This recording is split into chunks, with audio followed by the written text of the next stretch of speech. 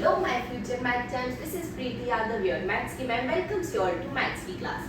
So guys, पिछली video में हमने इंट्रोडक्शन करा था चैप्टर 1 का, क्लास 9 के चैप्टर 1 का इंट्रोडक्शन करा था नंबर सिस्टम का, जिसमें हमने पढ़ा था एक तो नंबर्स का चार्ट पढ़ा था, एक डेसिमल एक्सपेंशन से रैशनल इरैशनल कैसे बताते हैं वो पढ़ा था, और एक हमने पढ़ा था inserting rational number between two rational number.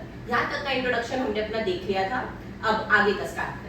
Our next topic is converting decimal into p by q form। तुम्हें एक डेसिमल एक्सपेंशन दे रखा होगा, उसे तुम्हें p by q फॉर्म में करना है, यानी कि उसको रैशनल नंबर में चेंज करना है। तो आओ देखते हैं कैसे करेंगे।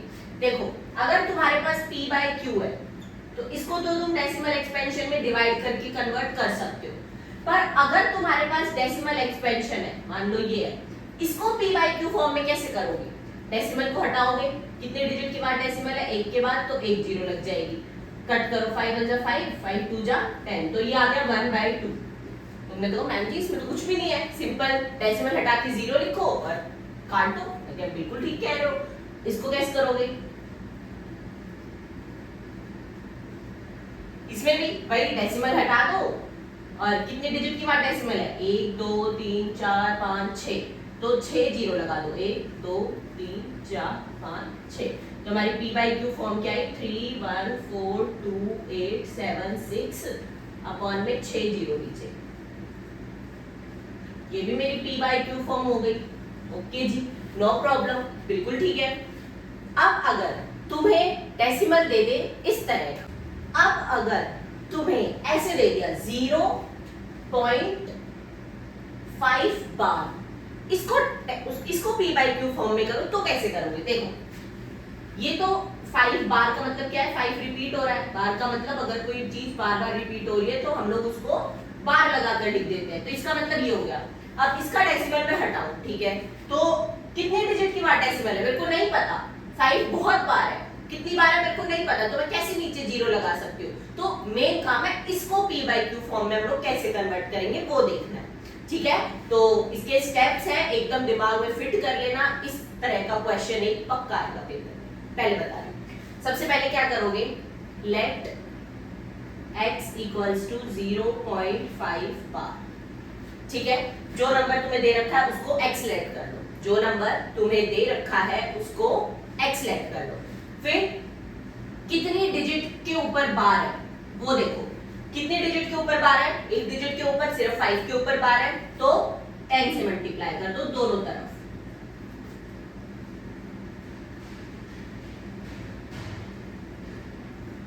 ठीक है, क्या करा हमने यहाँ पर? Multiply by 10 on both sides.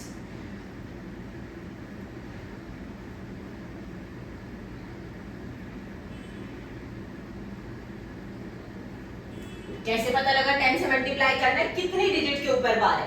एक डिजिट के ऊपर है, 10 से मल्टीप्लाई। 2 डिजिट के ऊपर बार होता 100 से करते, 3 डिजिट के ऊपर होता 1000 से करते। ऐसे ही अगर डिजिट्स बढ़ती जाती बार वाली तो जीरोस भी बढ़ती जाती, ठीक है। उसके बाद अब इसको मल्टीप्लाई करो, देखो अगर कितने से मल्टीप्लाई हो रहा है? 10 से, तो जो डेसिमल है वो एक प्लेस आगे शिफ्ट हो जाएगी, यानी कि ये डेसिमल यहां से उठकर यहां आ जाएगी, यानी कि 5.5 बार बन जाएगा। समझ में आया? अगर मल्टीप्लाई बाय 10 करते हैं तो डेसिमल एक प्लेस आगे शिफ्ट हो जाती है, और डिवाइड बाय 10 करते हैं तो एक प्लेस पीछे शिफ्ट हो जाती है। समझ रहे हो? इस बात को ध्यान से समझना। अगर मल्टीप्लाई बाय 10 कर रहे हैं तो डेसिमल एक प्लेस आगे शिफ्ट हो जाएगी। तो एक प्लेस आगे शिफ्ट होने का मतलब क्या है? 5.5 बार, क्योंकि देखो 0.5 बार है, इसको 10 से मल्टीप्लाई करना है। 0.5 बार को क्या लिखेंगे? 0.5555 dash dash dash multiply by 10। अब ये जो डेसिमल है ये यहां से उठकर यहां आ जाएगी, तो इस तरह यहां क्या बचा? 5, यहाँ डेसिमल आ गया और यहाँ भाई 555 है तो 5 बार लिख दिया, ठीक है। तो 5.5 बार आ गया। समझ में आया? अब ये इक्वेशन 1 है, ये इक्वेशन 2 है। इक्वेशन 2 में से इक्वेशन 1 को माइनस कर दो। इक्वेशन 2 माइनस इक्वेशन 1, तो लेफ्ट हैंड साइड से लेफ्ट हैंड साइड माइनस होगी, राइट हैंड साइड से राइट हैंड साइड माइनस होगी। तो यहाँ क्या है? 10x minus x is equals to 5.5 bar minus 0.5 bar. ये 10 में से x गया 9x, ये देखो 5.5 बार मतलब 5.5555 बहुत बार है, 0.5 बार यानी 0 बार है तो काफी बार रिपीट हो रहा है। अब इसे माइनस करना है तो 5 में से 5 गया, 5 गया, इधर का 0 हो गया सारा और यहाँ क्या बच गया 5, तो इधर क्या बचा सिर्फ 5, तो x की वैल्यू क्या है 5/9, ठीक है। और यही मेरी वो p/q फॉर्म है जिसमें मुझे इस 0.5 को कन्वर्ट करना था। समझ में आया? सबसे पहला स्टेप जो भी नंबर है उसको x लेट करो, ठीक है जी, कर लिया। सेकेंड स्टेप जितने डिजिट के ऊपर बार है उतनी जीरो वाले नंबर से मल्टीप्लाई कर दो। एक डिजिट पे बार है 10 से मल्टीप्लाई, 2 डिजिट पे बार होता 100 से मल्टीप्लाई, 3 डिजिट पे बार होता 1000 से मल्टीप्लाई करते, ठीक है जी, वो भी कर दिया। सेकंड इक्वेशन नाम दे दिया। फिर equation 2 minus equation 1, equation 2 minus equation 1, 10x में से x गया 9x बचा, इधर वाला माइनस करा 5.5 बार में से 0.5 बार तो सिर्फ 5 बचा। x की वैल्यू निकाल लिया और x क्या था मेरा 0.5 बार, मतलब 0.5 बार किसके इक्वल आ गया 5/9 के, यानी p/q फॉर्म में कन्वर्ट हो गया। यही मेरा आंसर है। समझ में आया?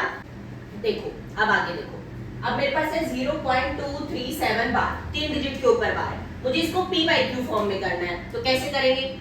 मैं तुम्हें सिर्फ 2 सेकंड दे रही हूं, कैसे करोगे? देखो 237/9 ये आ गया इसका आंसर। तुम कहोगे मैम ये कैसे आया? देखो इसमें एक चीज याद रखना, ट्रिक है छोटी सी। देखो जितनी डिजिट के ऊपर बार है, जितनी डिजिट के ऊपर बार है उतने 9 लग जाएंगे डिनोमिनेटर में, पर एक कंडीशन याद रखनी है, डेसिमल से पहले 0 होना चाहिए और डेसिमल के तुरंत बाद बार होना चाहिए। ये कंडीशन तभी लगेगी जब डेसिमल से पहले 0 हो और डेसिमल के तुरंत बाद बार हो, तभी ये लिख सकते हो 237 जो नंबर है अपॉन में जितनी डिजिट पे बार है लगा दो। अगर मैं तुम्हें दूं 5.2 बार, इस पे नहीं लगा सकते ऐसे 52/9, नो, गलत हो जाएगा। क्यों?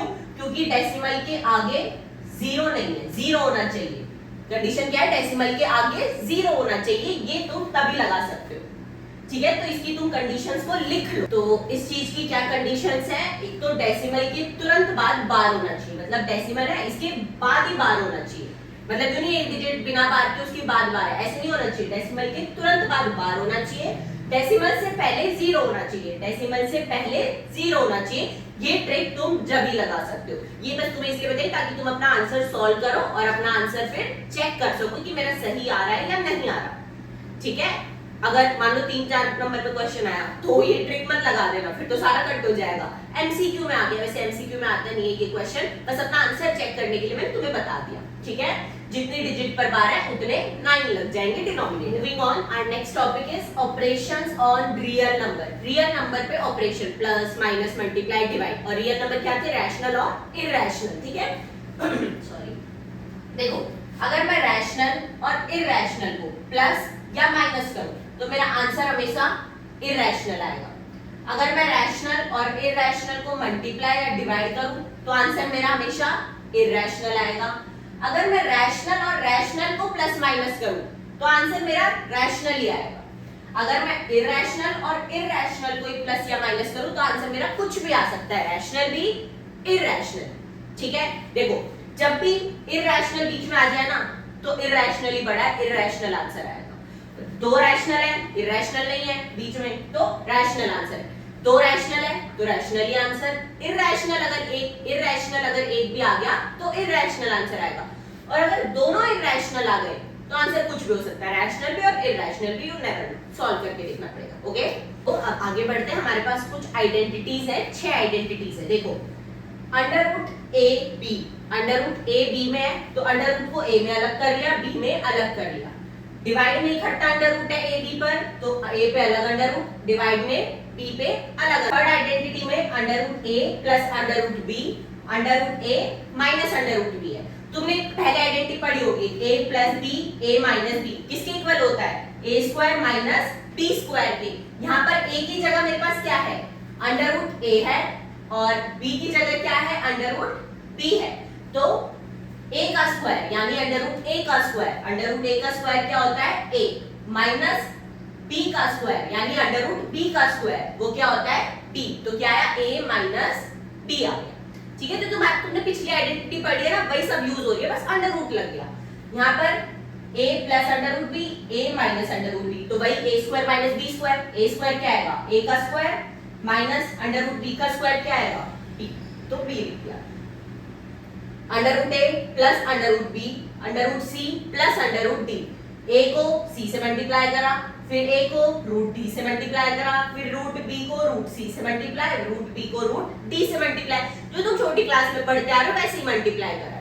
इसको कुछ रटने की जरूरत नहीं है, अपनी बेसिक कांसेप्ट्स जो तुमने पहले पढ़ रखे हैं वही लगेंगे इसमें। ठीक है, ये देखो under root a plus under root b का होल स्क्वायर यानी a प्लस b का whole square, a square plus b square plus 2ab, तो a स्क्वायर क्या आएगा अंडर रूट a का स्क्वायर जो a होता है, अंडर रूट b का स्क्वायर जो b होता है, plus 2ab, 2 under root a under root b, इकट्ठा करके लिख दिया पहले वाले की तरह।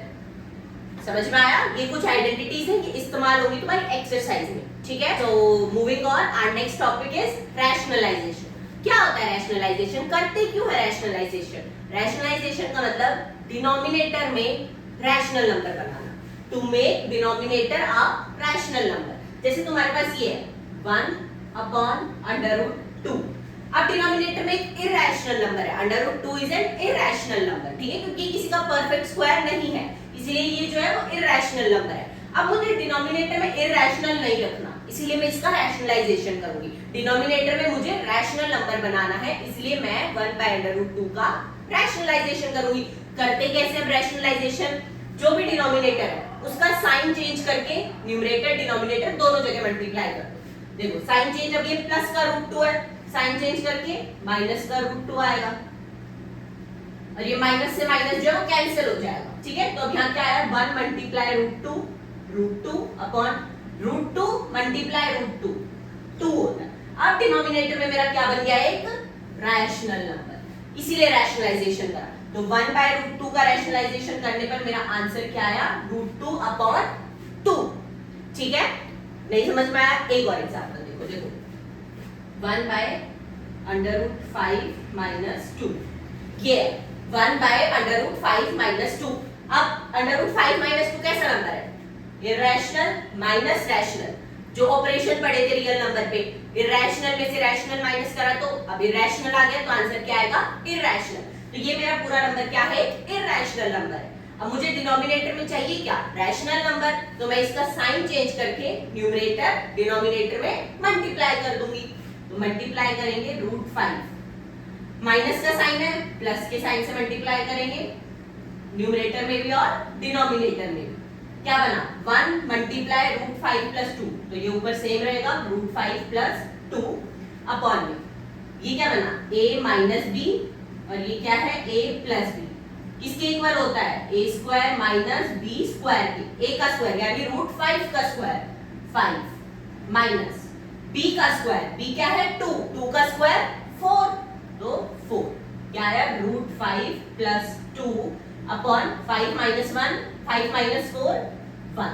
अब 1 मेरा डिनोमिनेटर में रैशनल नंबर बन गया, तो मैंने इसका रैशनलाइजेशन करा, तो आंसर मेरा ये है। और our last topic is laws of exponent. Exponent यानी पावर, पावर के लॉज क्या क्या है? देखो पावर के लॉज समझ लेना तो तुम्हारे मार्क्स भी पावरफुल ही आने वाले, कोई इसमें शक की बात नहीं। ठीक है, तो ये तुमने 8th क्लास में भी पढ़ा होगा एक्सपोनेंट एंड पावर्स में, वही है यहाँ पर। देखो a की पावर n मल्टीप्लाई a की पावर n, बेस क्या है सेम है, a बेस है, दोनों में बेस सेम है, नंबर मल्टीप्लाई हो रहे हैं तो पावर्स क्या हो जाती है n, तो a की पावर m प्लस n आ गया।